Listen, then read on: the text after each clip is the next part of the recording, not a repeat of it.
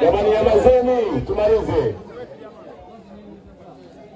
Mheshimiwa Mwenyekiti, nikushukuru, lakini nadhani tujipongeze kwanza kwa kuhitimisha salama salama.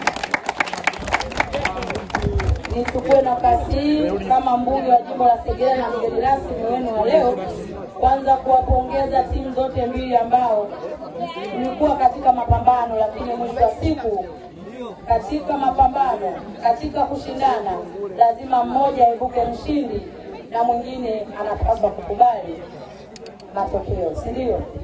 Kwa hiyo niwashukuru sana vijana wetu ambao umeibuka kidedea, hongereni sana. Lakini na wale ambao leo hamjabahatika, timu ya Samawati Academy, hongereni sana. Wakati mnacheza nilikuwa naangalia, nilikuwa namwambia mwenyekiti hapa, nikasema naona ile timu nyingine ile kama inacheza kikubwa kubwa kuliko hii ya blue, lakini kumbe bwana ndio kwa mnacheza kidogo kama vile mnacheza vile, ninyi ndio mmeibuka, si ndio? Hongereni sana sana sana. Lakini wale wengine ambao leo hamjabahatika, naomba niwaambie ndio kwanza kumepambazuka. Sawa sawa?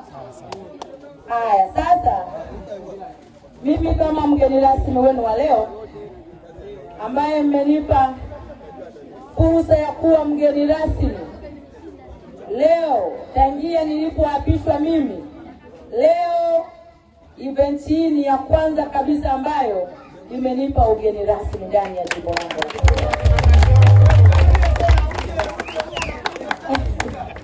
Na nichukue nafasi hii kwa mara nyingine kumshukuru mwenyekiti wetu wa serikali ya mtaa kwa kunipa heshima ndani ya jimbo langu hili, kwamba ndani ya mtaa wetu wa Bonyokwa, mtaa huu ndio umefungua rasmi mbunge wa jimbo la Segerea kuwa mgeni rasmi katika mashindano ya mpira na mambo kadha wa kadha.